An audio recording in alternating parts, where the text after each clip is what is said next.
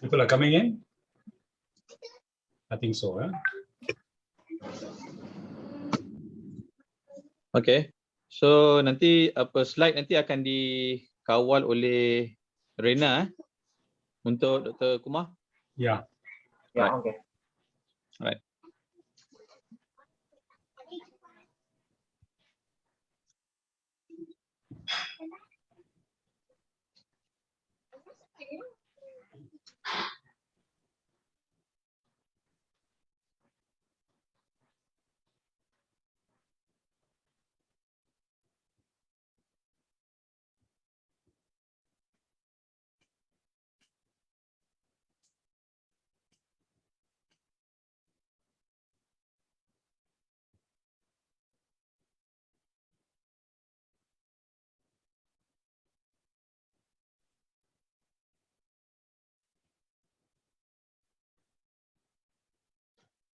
Because I was supposed to start at 8:15, so kita kena tunggu juga. we are very prompt started getting ready. Okay. 8:14 now. Okay. Okay. No.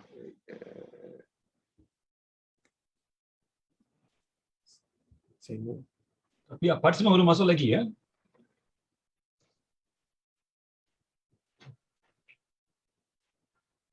Your audience is not here yet. Kita akan online Dr. Kumar. Dekat Facebook page nanti. Oh, I see. On Zoom, people are coming in as well, right? Some people are coming in on Zoom, no? Yeah. I don't know. Yeah. Is it right? So boleh start sekarang kot dah 8. Reina, check the guest room. People are waiting there. Dr. Radin akan start dulu ke? Itulah saya pun tak tahu. Saya start dulu ni. Tolong tunggulah nanti. Harus saya start dulu ke Dr. Badlisha terus start? You moderator kan, you decide lah. I think Dr. Radin you just introduce saya, lepas tu saya start. Okay. Reina, tanya Reina, ada orang tunggu dekat guest. Nanti dia kena biar mereka masuk. Otherwise Yeah, me and Radin had to both can approach people. Yeah. So saya mula Ya, boleh. Kita ada online ke macam mana? Ada ke kita dah mulakan di online sekarang ni? Itu yang saya tak pasti tu. Sudah on Facebook live, ya, sudah on. Okay. Bismillahirrahmanirrahim. Assalamualaikum warahmatullahi wabarakatuh. A very good evening to all. Welcome to our GBM webinar Social Inclusion RMK12. To what extent is it prosperous, inclusive and sustainable? So thank you very much for coming to our webinar tonight, this evening. Because I think this is a very important discussion for us as we have already listened in the Dewan Rakyat about RMK12, the rancangan Malaysia ke-12, 12 Malaysia Plan for 2021 to 2025.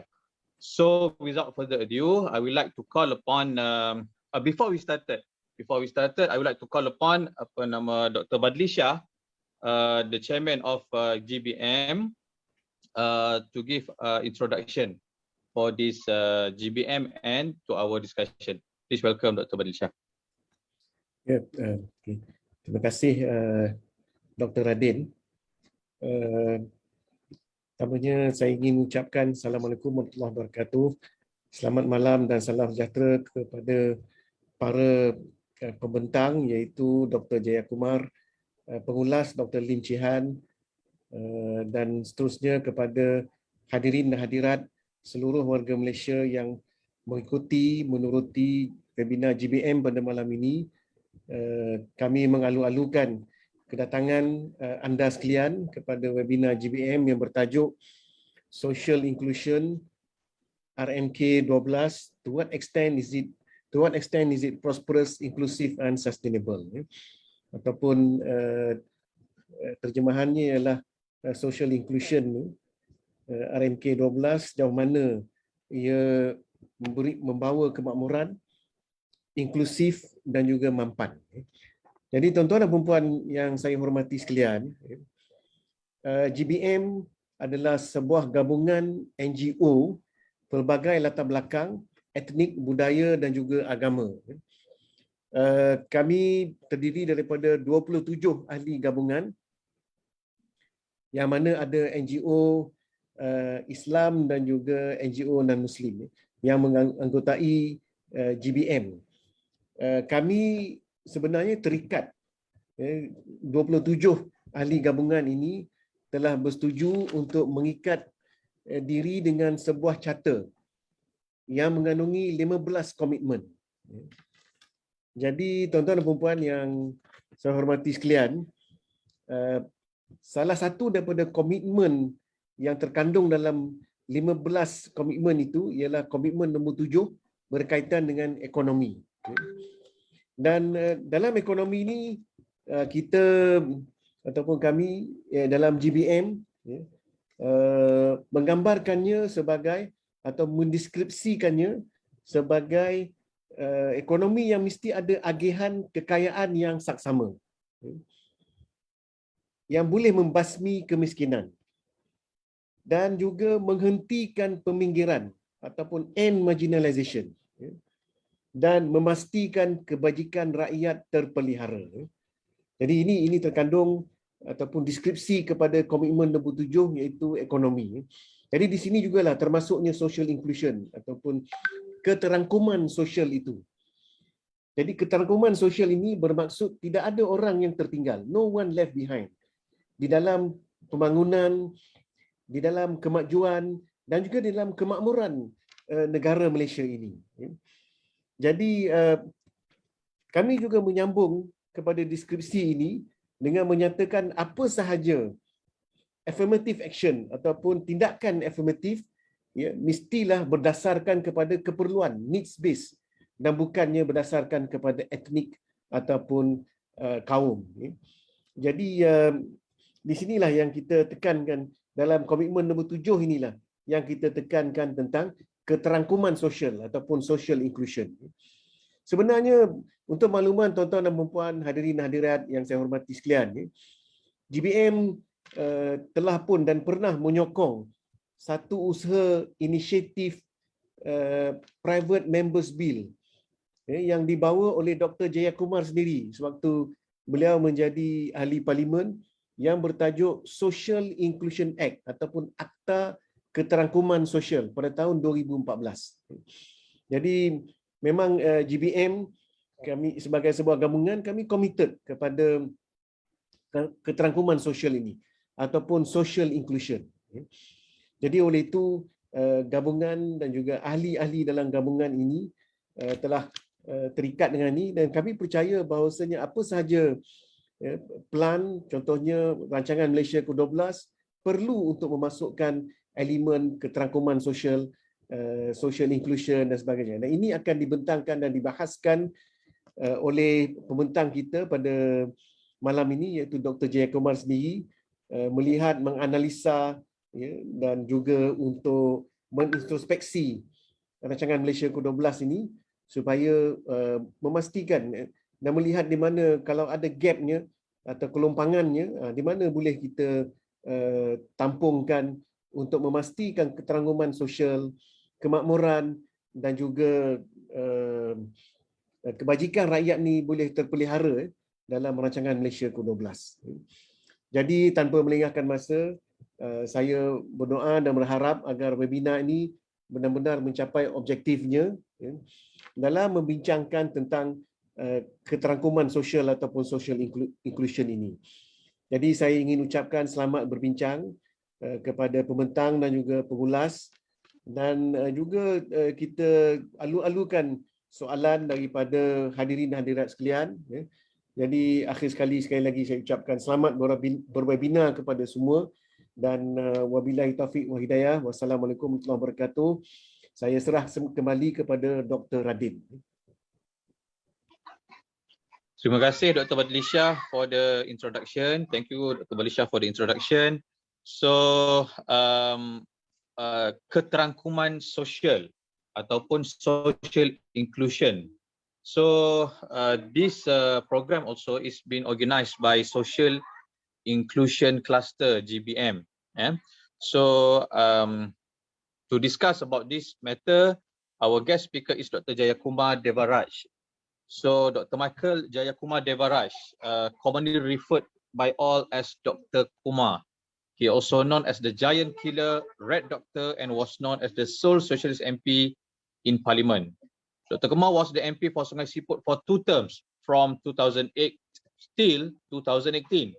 The first Socialist member of Parliament since 2008 to 2018, after more than 40 years. He was selected amongst the top 3 Parliament members by the Speaker of the Dewan for prioritizing a healthy discussion and focus on the priorities, interests of society. Currently, he is the chairperson of PSM, Parti Sosialis Malaysia. After Dr. Jayakumar presenting his points, then we'll give the floor to Dr. Lim Chee Han. A bit about him is he is a founding member of Agora Society and a policy researcher. He holds a PhD in infection biology from Hanover Medical School, Germany, and Master of Science in Immunology and Bachelor of Science in Biotech from Imperial College.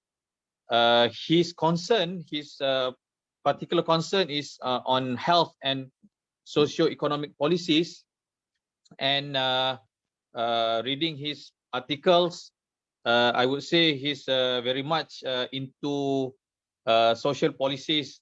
For example, he talks about budget, he talks about recall election, and today I think he's going to talk about this RMK 12 and its connection with the Manifesto Rakyat. So without further ado, I would like to give the floor to Dr. Kumar to present his points. Please welcome. Okay, thank you, Dr. Radin, and thank you for GBM for inviting me to have this discussion. Okay, can I have the first slide, please? The question is RMK 12 ini, is it going to bring about an inclusive and sustainable Malaysia? Next slide, please. So actually, if you look at RMK 12, next slide, please. Yeah, the jury is out because there are insufficient details. If you look at what is in the RMK 12 ini, like for example, the next slide, they do talk about fair, equitable, and inclusive economic distribution. Okay, that's in introduction, page 11. Then in chapter 124, they talk about increasing employee compensation from 37.2 of GDP to 40% of GDP by 2025.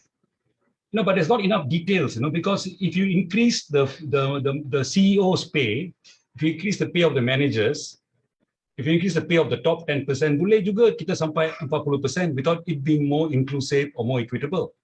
So when you go through the whole document, there's no discussion of how are they going to make this 40% more equitable. There's no discussion at all, So how do you judge it, is it? Next one, please. Next slide, please. They talk about having a dedicated tax. Next slide, please. They talk of having a dedicated tax to finance poverty alleviation. But there's no question of what kind of tax is going to be. Is it going to be a wealth tax? Or is it going to be, go back one, please. You've gone too far, go back. Okay, right, this is the one. What is the dedicated tax? They say the possibility of a dedicated tax will be explored. Now, how do you comment on this? What tax is going to be? Are you going to do another GST, for example? Are you going to do a a special health insurance, for example? Or are you going to do a wealth tax? Are you going to do a tax on financial transactions? Tak kata pun. So how do you say, is it going to increase or decrease, equity? Next slide, please. Talking about healthcare, you say, okay, healthcare will be focused on increasing the health status. This is in theme 2, In fact, I want to leave the slides with the Secretariat. Anyone can have a copy of it to go and check these details. So they're saying the healthcare services will be redesigned, but nothing is said about how it will be redesigned, in what way. They're talking about a more sustainable healthcare financing will be introduced. So all the perkataan, all the words, all the phrases are like this, Nothing you can actually take and say good or bad, I agree or I don't agree. So very difficult to say, is it good for us or is it not? Because they don't give details, is it? Go to the next one. They talk about, this sounds a little bit dangerous. They talk in theme 2, page 7, they talk about reducing the high level of subsidies, and unsustainable healthcare financing. And in chapter 4, page 22, they talk about means testing for subsidized healthcare. And they say they'll only give the present free healthcare only to those who are means tested, to the B20 only. This sounds a bit dangerous, That means that the rest of the B40 and the M40 may have to actually pay more money. Then we come to theme 2, the supply of quality affordable houses will be increased. And they're saying that in chapter 4, page 15, 500,000 houses will be constructed. But in the same chapter, page 8, they talk about affordable housing defined as less than 300,000 per house, And then the question is, the whole issue is, what do you mean by affordable? Affordable to whom? If you look at the lowest decile of the Malaysian population, lowest 10% of Malaysian households, their household income is 2,005 a month ke bawah, Obviously for them, an affordable house cannot be 300,000, right? You look at the second decile, from the 11th to the 20th percentile, their income is between 3,000 and probably about 4,000 a month. Can they afford houses? So the thing is, we got to look and see, you got to break the whole population of Malaysia into 10% groups, and then see the lowest 10%, what can they afford? What's affordable for them? The next 10%, how is affordable? Next 10%. Actually, for us, the PSM, we think the bottom 20%, those with less than $3,000 a month family income, are not in a position to buy any house. They need council housing. They need social housing. Houses like PPR, they can rent at low rents. Because you make them spend more money trying to buy a house, then nutrition is going to be affected. Education is going to be affected. So for the bottom 20% of population, we got to build more PPR houses and make it available to them. Above that, from the 21st percentile to maybe the middle of the M40 group, another 40%, we need to have houses built by housing trusts, which are for non-profit housing trusts, and maybe land costs absorbed by the state that you can sell to them. But they can only must sell back to the market. So I think we got to break up the whole housing market into different, take some of it out of the market, but that discussion doesn't come at all. Just say 500,000 going to be built and affordable houses less than 300,000. So you don't look into the issue, you don't discuss it, you don't define it, then how to say it's equitable or not, So next one, please. So actually, if you want to be kind to them, you can say it's aspirational, This is the aim, the overall theme, If you want to be a little bit more nasty to them, you can say it's pretty wishy-washy, It is nice phrases, put in all nice flowery phrases here and there, but no details. So that is the situation. Next one, please. When we talk about, this, we talk about being inclusive. So I think what it really means is, inclusive means the wealth of the nation is shared with all social classes in an equitable manner, right? That's inclusive.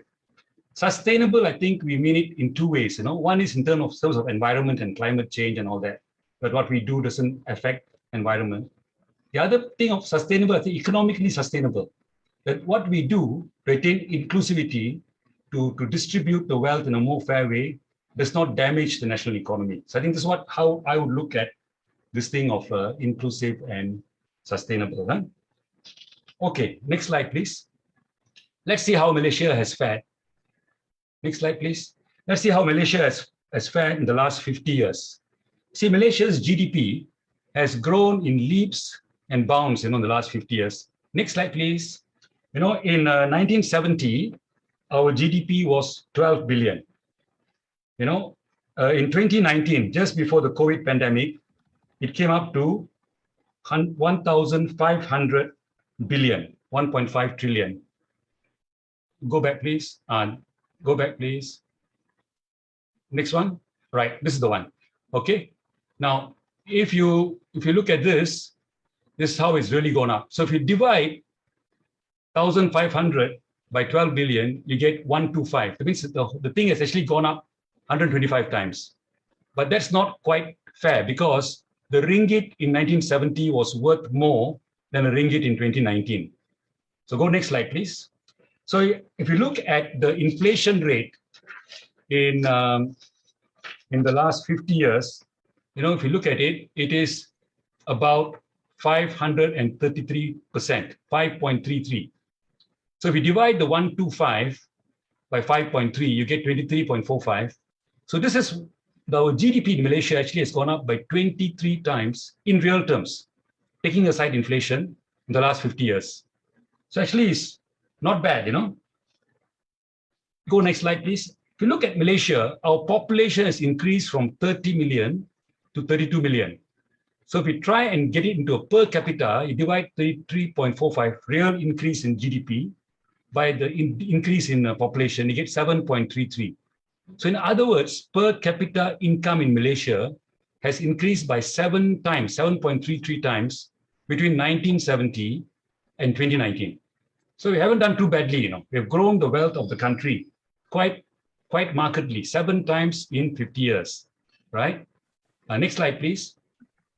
But when you compare this, when you compare the increase in our wealth as a country with the wages of estate workers, in 1970, the median wage for the general worker in the estate was about $220 per month. In 2019, it's come to the minimum wage of 1,002. The median wage is nearly the minimum wage.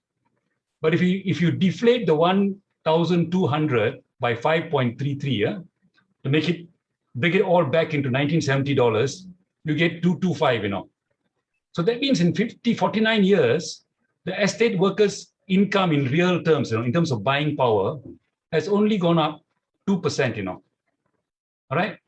Similarly, pekerja kilang, gaji mereka in 1970 was $280 ringgit lah masa itu. Now the median one is 1615. 1615. Again, you deflate this by 5.33. When you kind of to bring it back to the $1970, you get 303. Gone up about 8% lah. So this is actually, next slide please. That means you see our per capita has gone up 7.33. That means 733% now. But these fellas have only gone up 2 and 8%. So this is a real problem that we are facing across the economy. All our wealth is somehow not getting down in the form of wages to the people who create the wealth. Next one, please. Okay, saying the same thing lah. Negara bertambah kaya, tapi gaji naik sikit saja. Next. Now, if you ask a socialist party what's the reason for this, of course, we will say, Karl Marx said it lah, Marx told you what, If you look at this as a Marxist formula, production formula. If you look at C is the cost of production for any particular product, except for the cost of labor. V is what is paid to labor. S is surplus, and this is the total value. And the fellow here with the little cap is the capitalists, and the fellows down here the workers. So this is how generally the Marxists will explain lah. And because you increase S a lot to squeeze out the profit, the V is affected. What the workers get is reduced. Now, this is true, but only partially true. Now, let's go to the next one, please. Yeah, you need to look at a problem. We got to understand a problem properly. If you don't understand a problem fully, we cannot solve it. Let's go a bit deeper. Next one, please. We got to go to the global chains. You see, in the global chain, what happened is, what's happening is, like now, even now, the minimum wage in California is $14 per hour, per hour, okay? And so in this factory, they're making some kind of component. Next slide, please. So you look at $14 per hour. I'm calculating, per day, it is $112 per day. Minimum wage, If we say, let's say they work only a 5-day week, Monday to Friday, it's 22 days per month. It's US $2,464 a month. You times it by 416, that's the conversion rate to Malaysian ringgit, is 10,250, right? So next slide, please. So if you look at that, it is about 8 times our minimum wage. Our minimum wage is 1,002. So orang gemuk ini, the one on top here, big business, he's the guy in charge of the whole global chain. So for him, with the wages in California so high, he's able to buy he's able to get his product, and his component is buying it at $2 from the factory in California. But he knows in Malaysia, the differential is 8 times less, the wages. 10,250 the US wage, divided by the 1,002 Malaysian minimum wage is 8.54. Next slide, please.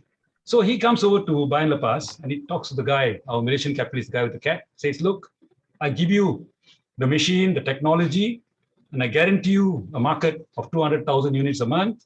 I'll buy it from you at $1 a unit. And our capitalist says, okay, makes the calculation, says, yeah, I'll be making 50 cents of profit per unit. Why not?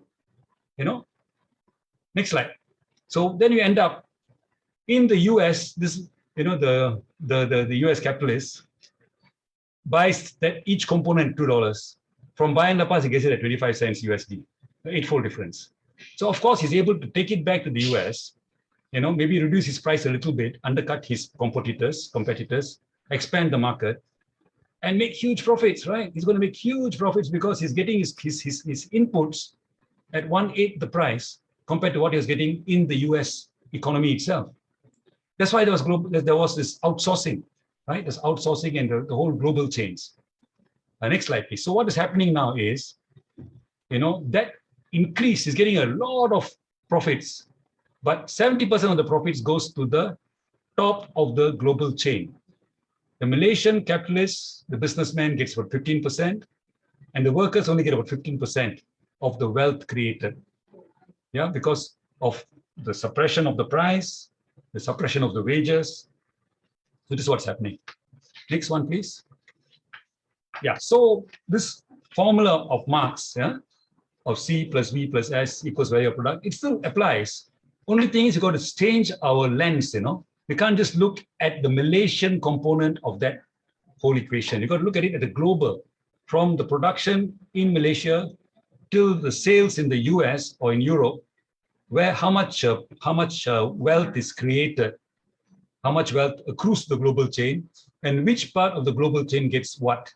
I think you got to expand the thing. You can't just look at the Malaysian guy with the cap as the enemy, and not look at what's happening in the other parts of the global chain. I think we got to get into a more sophisticated analysis of this whole process. Next one, please. The thing is, in Malaysia, we are locked into this thing, because next slide. You see what the global chain guy, what he does is, he's not only in Malaysia, he opens a similar factory maybe in Vietnam, or maybe in some other part of Malaysia as well. So he's got 3 or 4 different factories producing the same component. So for a Malaysian guy, the fellow in Bayan Lepas says, hey boss, they give me such a small share of the total, and I know last time in the US, you was paying $2 per component, you only pay me 25 USD now. Give me a bit more, give me 40 USD. Boss will say, if you're not happy, then I'll ship my orders to Vietnam. I'll ship my orders to Thailand, So there's a divide and rule acting here, see. So a Malaysian fella, he's taken money, he has bought a factory or he's renting a factory, he's put up a building, and he's doing something. He's making money, he's not losing. But he can't ask for more. If he asks for more, the fella on the top will get angry with him and go somewhere else, which is giving him the low wages that the global chain wants. So we are tied in, you see. We are not in a place we can see. This Malaysian guy, he's not in a position to take the component and assemble the whole thing himself and sell it. Maybe he doesn't have other components. He doesn't have the brand name. Probably the components also are protected by patents. So tabule, and he hasn't got the marketing chain either, He comes up with a new, let's say it's a handphone or whatever. If he does it, he won't have the marketing access. So it's not, he's trapped in, you see. He can only be a cog of that whole global chain. He can't threaten it. He can't take it out. So in a way, you're stuck, you're stuck in this low-cost production. And only to blame our Malaysian businessmen and say, well, it's greedy and all that, you're missing the point, you see. I mean, I'm not saying he's not greedy. I'm not defending our Malaysian businessmen, but you got to look at it, the whole global picture. His room for maneuver also is limited, okay? Go to the next one, please. Now, the other part of it is this, even if the guys who are not involved in the global chain, let's say you have another Malaysian businessman who's producing shoes, and he's paying low wages. Even he is not at liberty to increase his the prices of his shoes and so the wages of his workers too much, because, next slide please, you see Malaysia is part of this whole ASEAN free trade zone. So all these 10 countries, we have made a deal that 99% of the goods and services in all these countries are not taxed at all. No import tax. If something is brought in from Vietnam to Malaysia, we cannot, because of the ASEAN free trade agreement, charge them an import tax. From Thailand to Malaysia, cannot. They bring a shoe from Thailand, bring to Malaysia, we cannot charge them any tax on the shoe, And so if we force our employers, let's say PSM and GBM and other groups, force the government to increase minimum wage, double it, increase the wages of the workers, and if the prices of Malaysian-made shoes go up, what will happen is the market share may go to shoe producers from Thailand and from Vietnam. That's what may happen. If you push up wages too much, this guy won't be able to make that much money, and actually he may have to close down because he's forced to push up the wages. He can't make ends meet. He may decide to go and shift off to Vietnam as well, is it? So this is a reality we got to face. So we actually locked into this, one by the global chains, and other is because of competition from ASEAN and the ASEAN free trade thing. So, like I said, no point just focusing him and seeing he's the enemy, Next slide, please. So economic growth has been fantastic, We've grown in real terms, or per capita by 7.33, as I told you earlier. But that growth is based on being a low-cost producer for the international market. It's dependent on FDI and the technology and the markets that FDI brings. It's dependent on selling in the export markets. We're held ransom by the rating agencies. If they come and say your level has come down now to BBB or something, or B+, we're very affected because then our loans, our credits becomes more expensive. And the FTA is really circumscribed this policy space of our government. This is where we are. We have grown the economy, but our freedom to use that wealth for our people, like by giving them higher wages, has got a certain number of constraints, real constraints. Apart from the greed of the top 1%, there are also real constraints in the economy. Okay, next slide, please. So if you look at it, sharing the wealth of the nation, there are two main modalities you can do that, One is we can give decent wages. And I think we can still increase our minimum wage a bit to some extent, 30%, we can probably do it. But you can't double it, The other way is by a social wage. We improve the safety net. Okay, next one, please. If you look at Malaysia, we already have a safety net. I think we shouldn't talk like we haven't got a safety net. It's a new concept. I mean, if you look at our public clinics and hospitals, that's a pretty big safety net. The government spends about now 32 billion, our budget this year for health. That is a safety net. We're giving very, very much subsidized healthcare to our population, the whole population. This is a very important part of the safety net. Our welfare department, social welfare department gets about, I think, $2.5 billion, you know. So a large part of that goes out as social welfare payments. Cash transfers in the last 1 year, I think something like 18 billion was transferred to the B40 and some of the M40, you know. Again, so these are the parts of the safety net that the government pays out of the government fiscal budget, you know, the government actually pays for it. On the right, you can see here the EPF and SOCSO, they're also part of the safety net. But this part of the safety net is a bit different from the other one, is that this part is financed by deductions from the workers, you know. EPF, you cut 11% from the worker and then the employer pays 13%. So you got something there. SOCSO similarly, you know, I think the worker pays 0.5% and then the employer pays 0.75% or something. So altogether 1.2% of the wages. So that's the difference. On one side, you have a safety net, which is coming out of the tax, general government revenue, tax and whatever government revenue you have.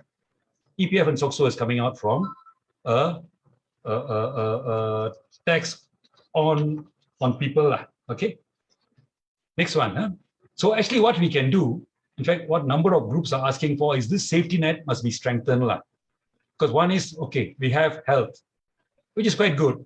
But we're saying that it is overcrowded, not enough hospitals, not enough nurses. So a number of groups are saying increase our health budget from 2% of GDP to 4% of GDP.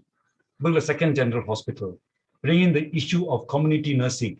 We have nurses visiting stroke patients in the house. But nurses going to houses and doing physio for OKU children. You know, going and doing dressings for wounds at home. So increase the budget to 4% and do all this.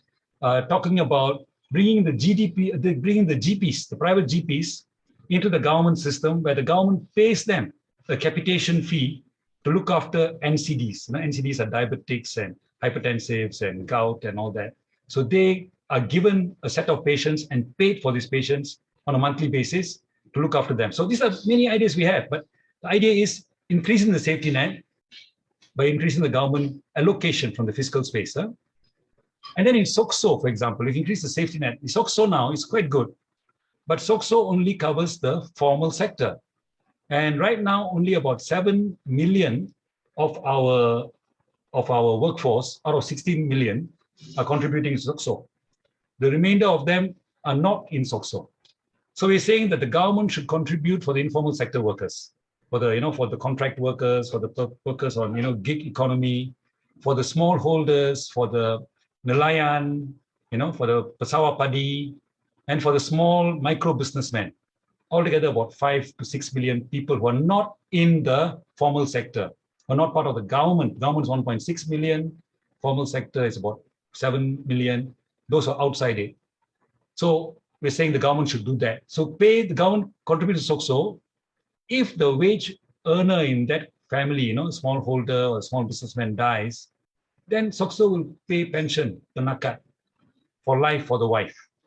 So, or the fellow gets a stroke or gets an illness and he cannot work, the SOCSO will pay a pension ilat for life for the guy. So it gives a sense of, so this is something we are also bringing up. So this is another thing the safety net can be used. Huh? Next one, please. We can also talk about, EPF, because EPF now only covers again, it's only got, only 6-7 million are paying towards EPF, and you know that the amount of coverage in EPF isn't enough. I think there's something like only about 20% of people at the age of 54 have enough of EPF more than 200,000 to last them, Most of them are less than that. So what we're saying is, in addition to EPF, let's start an old age pension scheme of $300 a month for those above 65 years of age, for all those who are not getting government pension or SOCSO pension. This is another of the safety net strengthening we can do. So this is for everyone. Whether or not they're paying towards EPF, we have a new scheme like this. So we can have a number of schemes like this. Let's go to the next slide, please. The other thing we can talk about is we can have, okay, I think I'll just skip this. A lot of other ideas you can have. You can have affordable housing, so you can cost that, how much it will come to. You can talk about public transport, We can talk about green jobs. We can do a lot of things to increase the safety net. Next one, please. The crucial question really is, where will the funds come from? Yeah. Next slide, please. If you look at our federal budget for the next year, coming year, our total income is projected to be 234 billion. Our expenditures to 332 billion. We have a deficit of 98 billion. What we're going to spend is 98 billion more than what we're going to collect. All right. Where's the money going to come from? Government borrows it. And they borrow it by having, they call this Malaysian government securities. It's basically a bond. The government sells bonds. Bonds worth 10 million, bonds worth 20 million. You know, the idea in the bond is someone buys the bond and then you pay the fella interest every year. They call it the coupon. At the end of 10 years, the bond is for 10 years. At 10 years time, we pay him back the 10 million that he paid initially. So the person who buys the bond gets interest on the bond every year. At the end of it, he gets back the bond money. That's how it's done. That's how the government borrows money. Okay. So you got to borrow 98 billion. We got to float 98 billions worth of government bonds this year to just meet our deficit. Next one, please. But don't forget, our current deficit now, our current debt now, not deficit, our debt now is almost $1 trillion, 998 billion. And we are paying interest about 43 billion. Debt servicing is 43 billion per year. Compare this to the health budget, 32 billion, So our debt payment now is more than our health budget by almost 50%. Okay. And also don't forget, every year, this 998 billion, those guys which mature, we got to pay back that full sum, So about 9% of the bonds every year will be maturing, roughly. So coming year, about 90 billion will be maturing. We got to pay that back. So that means next year we got to borrow 98 billion for the deficit, and we got to borrow another 90 billion to roll over the debt. That's what we've been doing. In the last 20 years, we're not paying back the debts from our income collected, We've just been rolling it over by making new debts, new borrowings. So coming year, we're going to be floating 188 billion, That's the reality of it. So when when PSM or when GBM, we go to the government, next slide, please. And we tell them, hey, we want more money for hospitals, give more 10 billion more for hospitals, pension scheme, 5.4 billion. For SOCSO, spend another 1.2 billion. Welfare payments, 8.4 billion, that's 25 billion. And we've got some more to ask for, we've got housing, we've got, government can ask you, hey, where's the money going to come from? Do you realize how much you're going to borrow this year? This is a reality, you see. So those of us who want to do something for the public and want to increase the equity and inclusivity and all that, fair enough. What you're talking about is fair enough. But this is an issue we got to address as well. Okay. Now, next slide, please. Where's the money going to come from? Okay. Okay. One thing is you can, increase corporate tax. Now, corporate tax has been coming down, from 40% in 1988. Now it's 24% because we're being pushed by Singapore. Singapore is now 18%. So we're fighting with ASEAN countries. It's coming down. Or we can have new taxes for the richest 10%, put in a wealth tax, an inheritance tax, or tax capital gains in the share market. Today, I just saw something, yesterday. Dutch Shell is shifting its headquarters from Holland to London because Holland is bringing on a dividends tax of 17%. So all the dividends that Shell pays out, they're going to pay, tax them 17%. Shell is shifting out to London. Now, that's the reality of it, If we put on a wealth tax and a share market transaction tax, there is a danger that some of the capital in Malaysia will just relocate to Bangkok or relocate to Singapore and do the same thing from Singapore, have a branch office here, So these are the realities we've got to look at, okay? Next slide, please. We can, for example, reduce, on the left-hand side, reduce wastages in the procurement of goods and services. Something like, I think we're spending about 50, 60 billion, I got to check the figures, on goods and services in our budget, And if about 30% of that is wasted, 1/3 of 60 billion is 20 billion savings, Quite good savings. So there's something you got to look at. I think this is something doable, but you got to see how to do that. Of course, the government is really thinking of bringing back the GST. They're not saying it, but this is what is going on in government circles. They feel the GST is necessary. Okay. Next one, please. Debt monetization. This is something which is quite doable, but I think the government doesn't want to look at it. We've got to discuss it. There's not enough time here. I think GBM can call me back for a second discussion. We can go into all these ways of getting funds. But we got to look at it. These are the things we got to look at. We're talking of inclusivity and a more equitable society. Next one, please. So these are the kinds of issues that we should have talked about.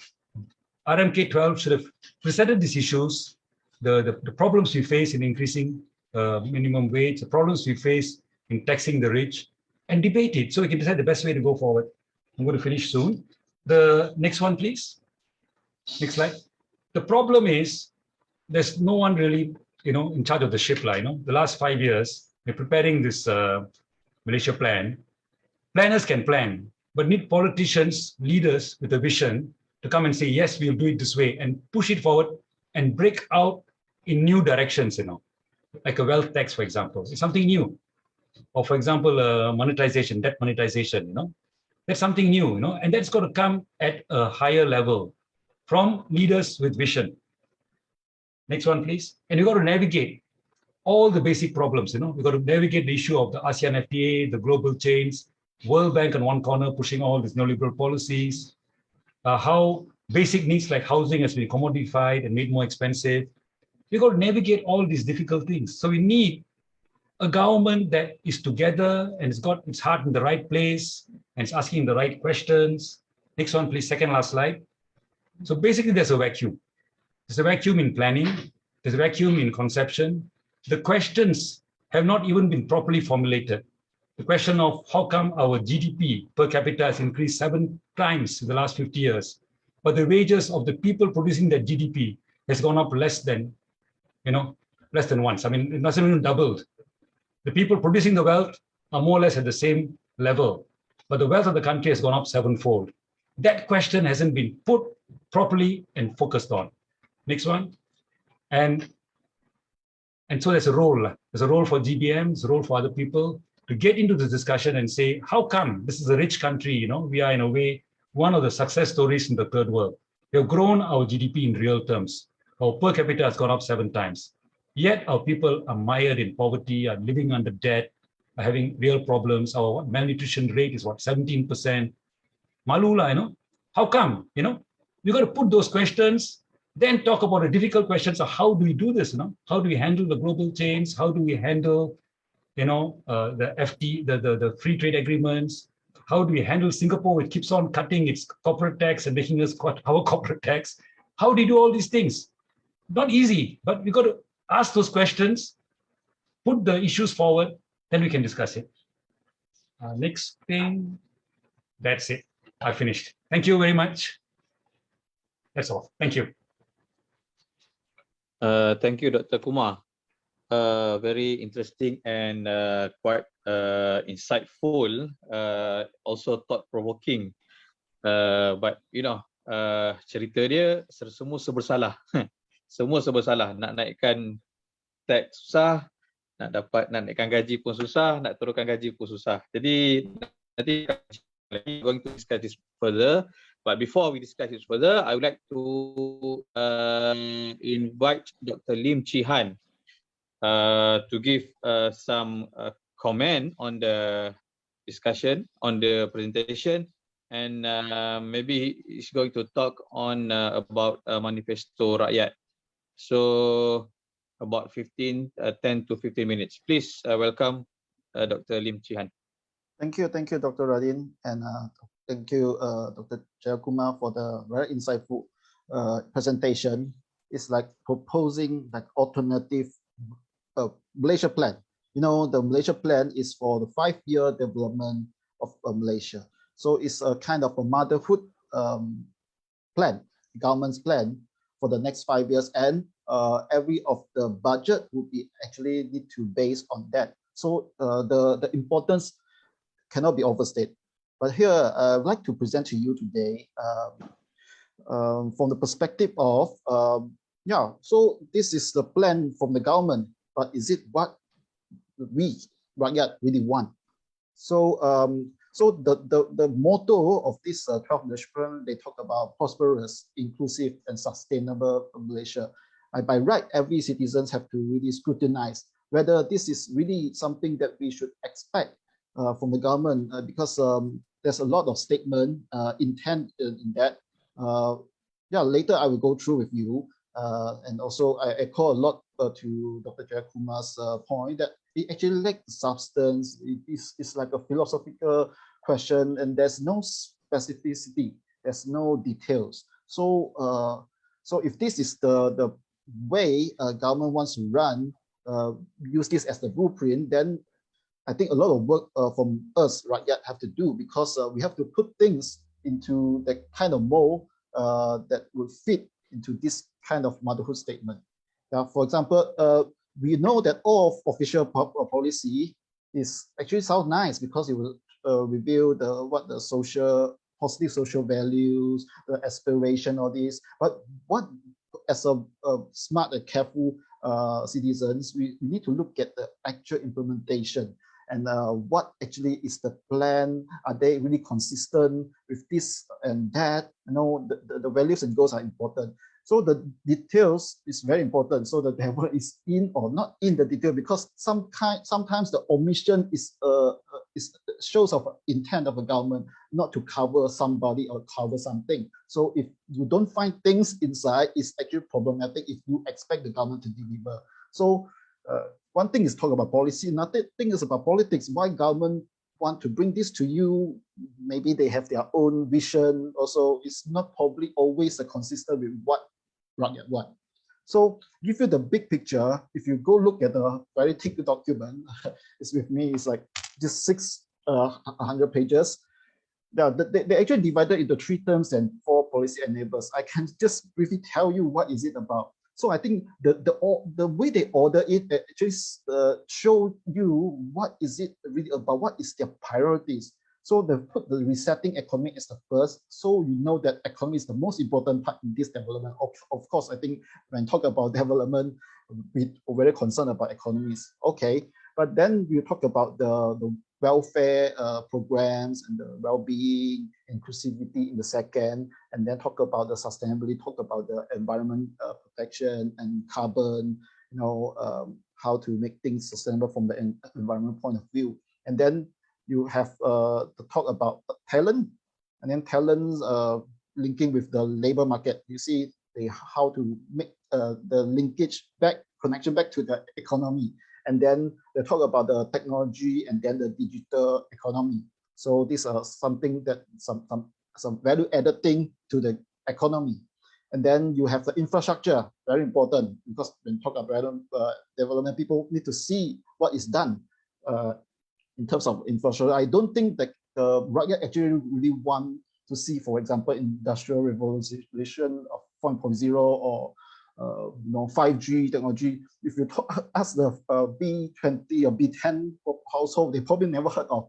You cannot say they really want all this policy, but for the government to have the foresight of the development, of course, they have to be the leader in terms of a future things to become. So one thing is to match what people actually demand and want, and another is to offer some direction to go. And the last thing, they talk about themselves, about public service, to root out the corruption, reduce wastage, and how to make things more efficient, more people responsive.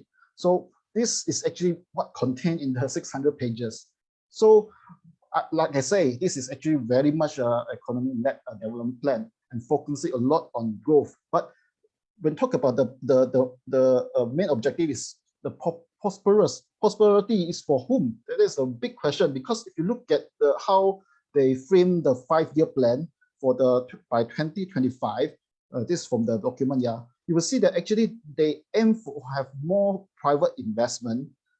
You look at the growth rate 5.5 of the per annum, the growth rate compared to the public investment is like 1 to 4, yeah.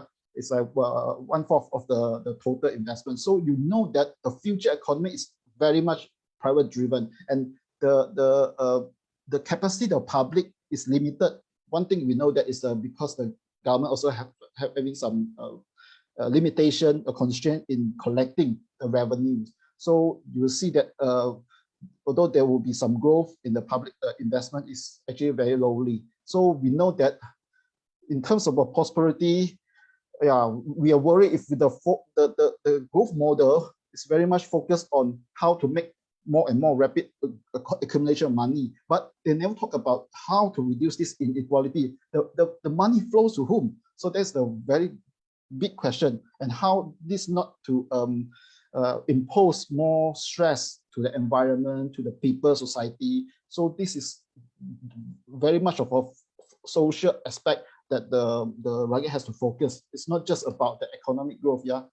And then I would like to respond to Dr. Jayakumar about this compensation of employees. So this is 2019, the figure. You can see that Malaysia, the employees only got about 1/3 of the whole GDP production as a compensation. It means that those money that you carry back home is only 1/3 of whatever produced in this country. But for the next 5 years, under the 12th Malaysia plan, they say they want to increase to 40. I would say this is actually a lack of ambitions, because if you look at this old graph, even you increase to 40, you still at the bottom of this graph. And while other countries probably will accumulate more wealth, and the people are calling for more and more wealth going back to the people. And I think that Malaysia is very much behind. If you look at like UK, Germany, why other people can get back 60% of whatever they produce in this country, but Malaysia about only half of them, half compared to the other countries. It's unfair. And there's one paragraph in the document actually talking about how to increase the share. You see, they think the solution is to have high-paying jobs and more skilled jobs and bringing investment, and this will increase the share of compensation. I would say actually it's not true, because whatever you can get from the wages actually determined by whoever manage the company. For example, if you look at a lot of those public companies, they are on the share markets. All this, those big companies, they recorded a lot of profits, but how much share of those profits and those revenue actually go back to the people? So it's not like our companies in Malaysia, firms are not making money, but why we couldn't demand higher wages? Why our wages suppressed, other than just minimum wage, but all level? If you compare to other countries, we in the same category of job description, why Malaysians pay lowly compared to them? So this is something about I think the capital system, how we can get back the fair share. So I don't think it's when you create higher paying jobs, but also probably the companies will create even more wealth. So you mean, the share actually got even lower. It is according to the Karl Marx labor theory of the labor theory of value. So this is something that we need to probably a stronger trade union and bargaining power is a need to address this. And then they have this target to reach 10,000 average monthly household by 5 years later. But you look at the income.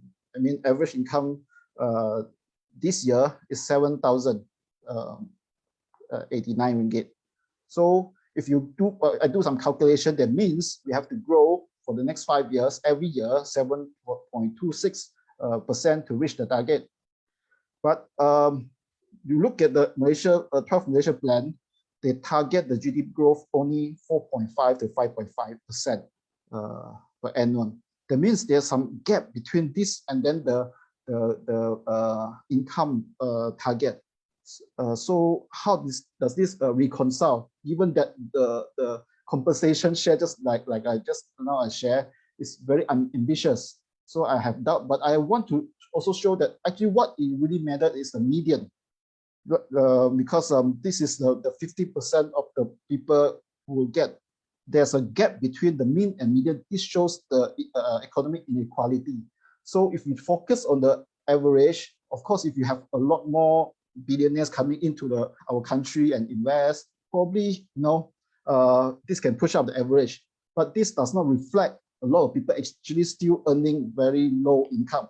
So I think it's a misguided target. They use the average household income.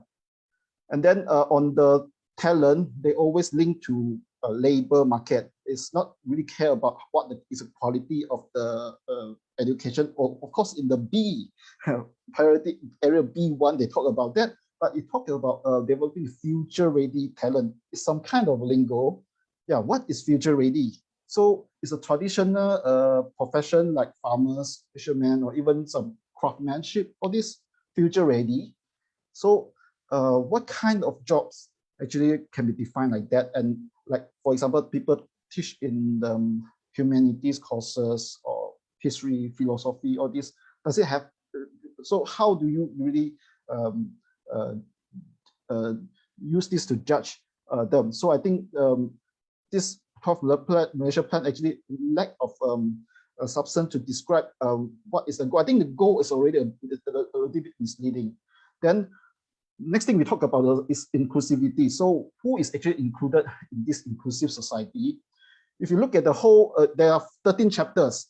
Only one chapter is on these inclusive societies. Yeah, one chapter out of 13.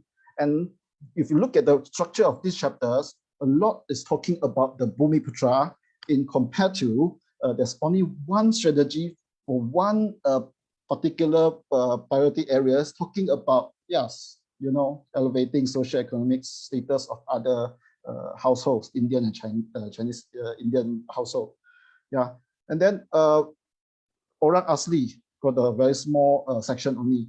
Yeah, so if you look at the balance of this chapter, it's already weird because all other groups, target groups such as children, women, people with disability, senior citizen, all this in the last area and all crowded there. Yeah, so I think this is something, there's an imbalance in what the government thinks is an inclusive society. And then even if you look at the Bumiputra targets for the achieving the equitable outcome, also there's some question I want to ask, because you see there are one targets saying that like 75% at least of Bumiputra household owning a residential unit as a target. But why not for just ordinary Malaysian, regardless of races? They should be thinking about how to house the whole nation, because people should have some security in the housing. Yeah. So why this only should be conferred to just Bumiputra? There's a lot of question. And then I would like to focus on this household income ratio. Why you set Chinese as a target, and is this really what it really matters? Because you have this kind of a household income ratio and then the salary and wages ratio. But to explain about the household income, there are the differences why this happened. I think there are a lot of factors you can explain. For example, what I noticed is that if you go to this labor force survey, if you look at Bumiputra household, female, they actually joined the labor force and they got employed out of the, they employed into this labor force. They got employment actually very lowly. That means a lot of people out of the labor. If you have more and more female Bumiputra join the labor force, that means this will really boost up your household income. So the deficit right now compared to Chinese or Indian is probably artificial, because there are a lot more potential, for example, for the Bumiputra female to join the labor force, so you can increase your household income. And then another thing is talking about why there are differences in the salaries and wages, is because for different sectors, you will find that the wages pay differently, and all these sectors are not having an equal racial mixture. So you cannot blame that why a lot more Malay farmers, and earn low income. So I think the government shouldn't use just race ethnicity just to compare, because we want to ask what is fair or not is to ask to compare within the sector whether different races are actually paid equally or not, so that there's actually no discrimination. For example, in the manufacturers in the factory, is Indian or Malay factory workers pay equally? If if they pay equally, there's no issue. There's no like discrimination or something like that. So the issue is about why certain sectors they have a lower value added. No, like those examples given by Dr. Jayakumar, because of the global change issues or something.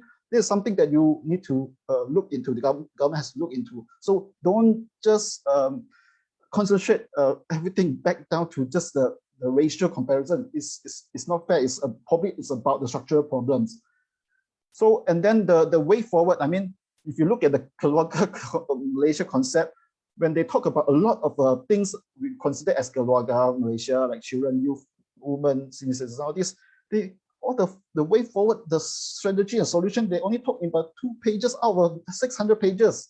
This shows how serious the government's about the family values. So they don't have the details. I can show you later about what they what is said there compared to actually what really people want. So there are some not so trivial here. If you look for migrant word, there's no mention except as one they mentioned about the law. And when they mention about immigrants, it always pair up with the illegal immigrants. And then the foreign workers is actually the lingo for the government. So they always pair these foreign workers with the description of low skill, and the economy should not have a dependency on the foreign workers. So always in the bad light.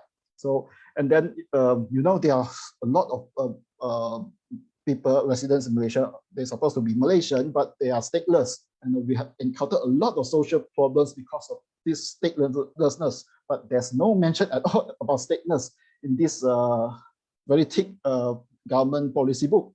And then 2 counts on human rights. They talk about very general, basic human rights concept. And then another thing is about the migrants, the workers' rights. Rightly so, because they got the receiving end of the human rights treatment. So this only 2 counts of human rights. So you know that this document is not about social welfare, social well-being. It's about economies. And then what I want you to look at today is about this project that I help. I am the coordinator for this manifesto right now, to bring about all the ideas and voices of different group of people on various important issues that are actually very dear to our heart. We have this all the policy grouped into 3 pillars.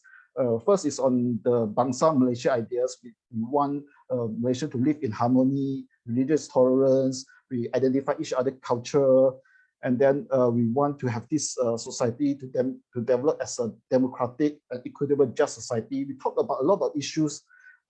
It's not just about economic development. When we talk about economy, we want to ensure it's we want to ensure that it has achieved economic justice. So we talk about inequalities, we talk about poverty and social inclusion. There are a lot of aspects that we talk about, even on the minorities, on the regional issues. So there are a lot of fantastic ideas submitted to us. Over the 3 months of the campaign, we received more than 280 proposals. It's all uploaded in the website up there, this manifesto rakyat 2021.org. I welcome you to take a look and see what actually people really want and what ideas people throw around, and very specific. I show you one thing. Yeah, on the left side is what the 12 Malaysia plan described about how to advance the women's interests. Yeah, it's only in 2 paragraphs, and it's very vague, just like what Dr. Jayakumar said. Relevant laws will be reviewed to ensure that women are better protected. Relevant laws, which one? Yeah, and then they talk about, emphasis will be placed on enhancing the capacity, evidence-based policy making. Is just words, doesn't have any specificity and any meaning. And they're talking about legal protection. They just only talk about strengthening both civil and Sharia laws, and there's nothing specific in there. So if you look at our manifesto rakyat, these are the individual proposals. brought forward by these active NGOs. Probably some names you have already heard of. For example, Family Frontiers talk about Malaysian binational marriages, because the 12th Malaysian Plan never talked about this binational families in Malaysia. You know, we live in the globalized world. There are a lot of people, they are mixed, have different encountered foreign spouse, and then they want to stay in Malaysia and live a happy life. But there are a lot of problems, yeah. And then we talk about, you see that different organization brings about very specific problems. And I think this 12th Malaysia Plan just lack of imagination and lack of total anger to look at things specifically. Yeah. So if you go to our website, you can see that the submission will identify the problems and give very specific solutions. I think this is where we as a civil society should organize. Yeah. So last slide, I just want to tell you that this 12th Malaysia Plan, yeah, it has a lot of statements. It tells you what actually governments want to do, what actually they believe in, and things that people want. But a lot of times it's not really what the people really want, because probably there are a lot of needs have to be addressed right now, and they have to be specific, because all this kind of language is not really helping. So I think for us, civil society have to keep telling and reminding the government what we actually want, and have to advocate and push for the specifics. So if you want to pass a law or pass a bill in parliament, things have to be words specifically what the change you want to bring about. It's not just wishy-washy, this intent you want to show. So with all this, I thank you for listening. Terima kasih Dr. Lim atas persembahan dan maklumat sebentar tadi. Kita dapat melihat beberapa perkara lah daripada perbincangan ini, daripada komen diberikan. Antaranya tentang the devil is in the details ataupun in not the details. Jadi isu kita ialah RMK 12 ini tidak memberikan perincian, the details on how to do it. Itu yang saya, antara poin yang saya dapat daripada komen daripada Dr. Lim Chee Han. Juga tentang beberapa perkara lah, seperti penekanan kepada human right, hak asasi kemanusiaan langsung tidak diberikan penekanan, tentang stateless langsung tidak diberikan penekanan, malah tentang keluarga Malaysia juga penekanannya hanya dalam 2 muka surat sahaja, seolah-olah seperti tidak bersedia, dan ini memberikan kegusaran yang besar. So it's very much concern on how serious is of this tagline keluarga Malaysia ini. Right. We have a few more minutes. So I would like to give the floor again to Dr. Jayakumar to give some response on the point given by Dr. Lim. Please, Dr. Kumar. Okay, Doctor, thanks for the, Dr. Radin, thanks for the opportunity. Actually, I agree with a lot of things that Dr. Lim Chee Han said. You know, I think we are more or less looking at it as the same thing. But I just want to spend my 5 minutes talking about one issue. I think it's very important for civil society groups to be able to talk about rationally, you know. And I think this whole thing of the Bumiputra empowerment agenda, you know, like in the last budget, something like $11 billion was given specifically to develop that. I think we need to approach this in a very calm, rational, at the same time, principled manner. You see, if you look at Malaysia, bila kita merdeka in 1957, I think only something like 5% or less of the professionals, you know, of doctors, of lawyers, engineers, architects were Malays, you see. And it's not because the Malays didn't have capacity. It's because the way in which the British developed the economy, the British brought in foreign labor to build the economy. So even like my grandfather on both sides, mother's side, father's side, they came in as clerks to work in the civil service. Because the British wanted the Malays to stay rural and to stay in a way backward under the control of the sultans. British look after the sultans, they got all the concessions. They wanted to keep that stable. and they used other labor to get their work done. So at independence, there was a mismatch. So there was identification of Malays with lower income parts of the economy, and then non-Malays in the modern parts of the economy, in academia, in civil service, in the professions. So I think, what our second Prime Minister, Tun Razak, did, I think we need to agree with that. That's right. When there was an imbalance and there's identification of race with economic function, that's not sustainable in building a harmonious country. So I think what was done, I think we got even now, if you look at some parts of the Development Malaysia plan, they're talking in terms of, say, investment. I haven't got the figures, exact figures, but investment of Bumiputra in industrial premises compared to non-Bumiputra, compared to foreign. And you see the Bumiputra investment in commercial premises, in industrial premises, is much lower than the non-Malay, So these kinds, if there are still imbalances like that, I think we should all, whether we are Malay or we are non-Malay, we should be committed to look into those kinds of things. To say if Malays, Bumiputras are not represented in the SME sector sufficiently, then I think we should all be concerned. Not only for Malays to talk about it, but I think even non-Malays should be also talking about it and seeing how that can be addressed. At the same time, things like access to jobs in civil service. There's also a big imbalance there, the other way around, There are hardly any non-Malays going into civil service at all levels, or in academia, in government universities and all that. So I think let's talk about it, from the point of view of justice, that we take on what Tun Razak said, that there shouldn't be identification of ethnicity with economic function. Then how do we address that across the board? So I think we need to have some balance and some fair play on both sides, And I don't see that. I see many people getting on their hobby horse and both sides, And I think that's something that our civil society movements have got to detoxify that discussion and depoliticize it, because the politicians play on it, and aggravate it. I think we got to address these kind of issues from the point of view of justice, of fair play, and basically there is enough in this country to share out. There's no reason for us to fight about it, And the other thing is, we cannot get everyone to be professionals. There's only a certain number of places in the economy, maybe 10% of the economic places is open for professionals. There'll be a large number of people who are semi-skilled and even unskilled.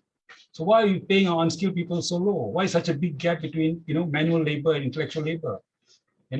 These are things that we need to address, as a society. And since the government, since EPU is not doing it, they're not able to do it for whatever reason, I think it's incumbent on us, the civil society movements, and I guess political parties like mine, to look and chart what is our vision for Malaysia and how we're going to get there. And I think I'm glad that GBM has had this meeting. I think we'll have more meetings like this where we can discuss relevant issues in a rational way, without getting politicized and emotional about it. Okay, I'll stop here. Thank you. Okay, thank you, Dr. Kumar. So I think we have reached the the final lap of our discussion. So I would like to give Dr. Lim to give his conclusion remarks. Please, Dr. Lim. Thanks, Radin. Yeah. I'd like to say about the jobs and about the different ethnicity. We have probably live in different part of the society, and we play different role in terms of sectors. One thing is I want to dispel is that what people usually label as high skill, low skill, and people tend to look at those agricultural sectors as low skill. I think this is one of the very big problem. I never really think that it's low skill, because there's a lot of experience and skills. For example, for the fishermen to know where to get their catch their produced fishes. And there's a lot going into how to maintain the boats and know what kind of webs to use. And when the government thinks that they know the economy better and tell the fishing villagers, society, that they probably need to move up the value chain, they probably should go to the other sector. And then you have this kind of land reclamation projects in Penang, say in the name of economic development, you have to do this land reclamation and ask them to give up. I think this is really unfair. I think if you having certain communities experiencing low wages problem, then the government have to look into that and see how they can change the way they do things and actually get better income. I know that fishermen can be a very lucrative business, and that's why even if we want to move into knowledge intensive economy, and we want to bring in investment, all this on technology, there are things, for example, for food security and agriculture, all these things we should also maintain, because these are very important fabric of our society and in terms of economic as well. So I think the government have to be very comprehensive and not get influenced by, I mean, the world trend is one thing, but we need to know that Malaysia is unique because we have our own human talents, we have all our traditional sectors. These are very knowledgeable parts, and a lot of things, because of our very rich natural resources, we got exploited and people don't give us back the benefits. And then because they think that these resources is raw material, so there's no value added and things, so they just buy it on cheap. So I think it's time that we plan our economy so that we can also protect our environment and how to make the community living off these natural resources better. So so this is not easy thing, but the government has to get the balance right and not to suck into, digital economy and technology will solve all these issues. So will definitely boost up all the values. What if there are some segment of society don't want to move into this kind of thing because it's talking about digital is probably sometimes people think that it's a boring or very cold thing to them, so they want to venture into different areas. So there's no one size fit all. So of course we appreciate the governments having foresight, provide different opportunities, but this should not come at the expense of our traditional sectors and our social fabrics. So so I think we want things to go naturally also, although we know it's a project by the government to do all this social restructuring so that we can increase the harmony, but things cannot be really forced. We have to really appreciate each other, play this role in the particular economic sector, and if they have any certain community has problem, government has to think about the social safety net to really help people through.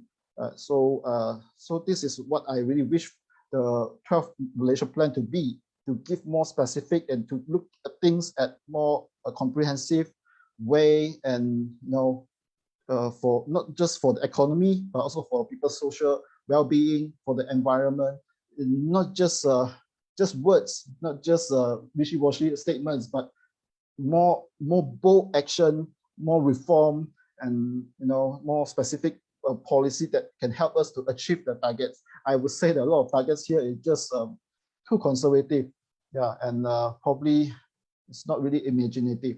So I hope very much better for the government, but we civil society actually can make things better. We need to keep engaging with the government, talk to each other, empower each other, so that we know where our society should go, because we live in this society. We are actually own. I mean, in the people's power structure, we are the society. So we should tell the government what we really want, and we should let them know that the direction that we are heading is for all of us. I will stop here. Thank you very, very much. Thank you, Dr. Lim Chee Han. Maybe last conclusion from Dr. Kumar. Radin, before that, I would like to ask something. Is that okay? Yeah, Can sure. you hear Please, me? please, Yeah. Mr. Aru.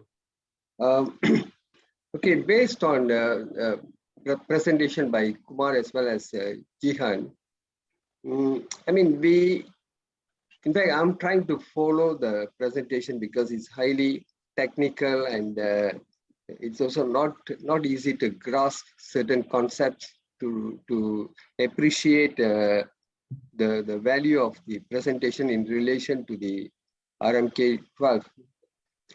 Simply because I get the feeling that there is something grossly wrong about the RMK 12.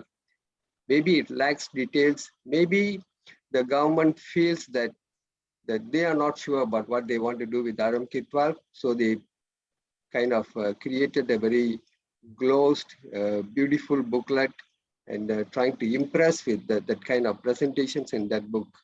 But based on what Kumar was stating, it sounds an alarm bell that if we are not going to really understand what the government is going to do, or the government itself is just using consultants to produce a document, and after that the civil servants and the policymakers have no clue as to which direction to go through, then we are a civil society, and we are not really reacting or we are not really participating in that process.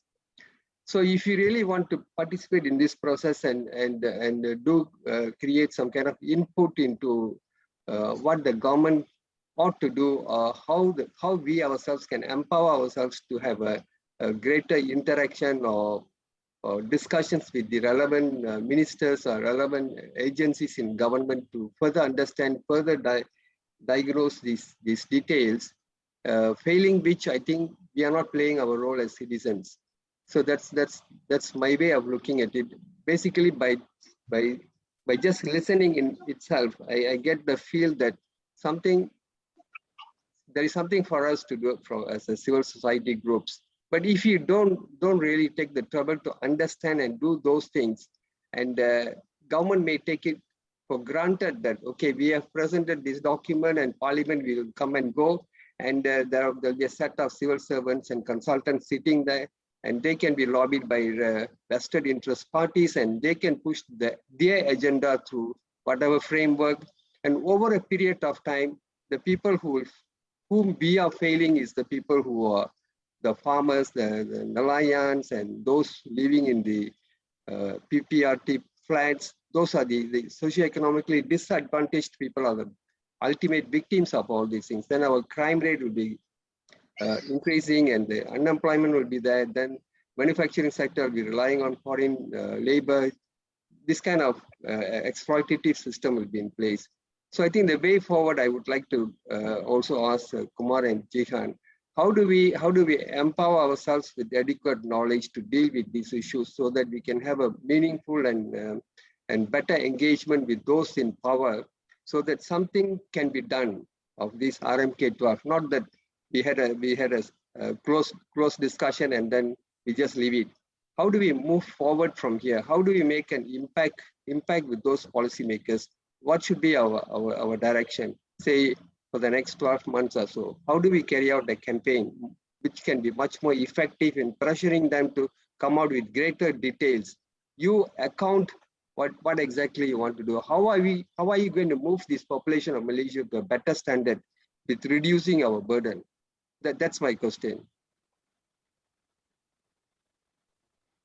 Yeah, thanks, Aru. Dr. Kumar. Yeah. Oh, okay. Please, Dr. Lim. Yeah, I want to say that although the document is quite general, there's a lot of places where you can fill in the blank. When you see the women section, you talk about relevant laws will be reviewed, and we make sure those relevant laws, we define it, which are the problematic one, and make sure they review. So we have to push this action, make this a very general description into concrete one. I think if we don't do anything at all, they will just sit there and they define it. So, or vested interest to define it for us. So the civil society have to take charge and tell, okay, based on this one, we found that which one are the relevant ones and these are important ones to be reformed. So we have to talk and we have to put action timeline, because this Malaysia plan is only for 5 years. So things have to be moved within these 5 years to achieve the targets. So I think one thing is that all civil society have to go to specific chapters and have a read, and then to understand what are the things that we can have in common with the government, so that we can also ask them, okay, since you have written this, let's have a talk and let's produce something meaningful. Although these are not in the target, as the official targets, but there are a lot of things we don't need to just refer to the targets. We have to do what is necessary for the nation. So I guess this is all the responsibility of all of us in the civil society to ensure that happen. Yeah, thanks. Yeah, Dr. Kumar. Thank you, Dr. Radin. I think I'll agree totally with what Dr. Lim Chee Han said, and I think myself and also PSM will be quite prepared to work with groups looking at various aspects of this document and seeing what else not been addressed and how to address it, how to get government, things like how to increase government funds, for example. So I think we have to have discussions like that, and we'll definitely play a part. But I think to end, I just want to kind of give a larger framework, because you see, Malaysia is not an island. Malaysia is part of the whole global economy. And I think we got to recognize what's happening here is part of what's happening in the whole world. There's a shift, so-called to the right, since the 1980s. And what we can see, like in the advanced countries in Europe, in America, the union-based political movements have become weakened. The Labour parties, the Social Democratic parties, and all have become weakened because the unions themselves have been undercut by outsourcing of production. The whole industrial working class in the West has been decimated by the outflow of industrial capital to China and the Far East. So the working class lost out in the West, not because they actually had street battles and they lost, but because the carpet was pulled from under them, they lost their jobs. And that happened after the Soviet Union collapsed in '89. China opened up, Vietnam opened up, so a lot of manufacturing jobs were lost, And so you have policies changing, to new liberal policies that focus on the market. Government tax rates came down, like in Malaysia, it came down from 40% to 24%. But not isolated, all across ASEAN, all across Europe, tax rates came down, government revenue came down. There's been an undermining and a rollback on the welfare state, even in the West. So that is a global phenomena, what's happening. And but I think there's always in sociology, there's a reaction. There are people in the West who understand what's going on. There are voices being raised.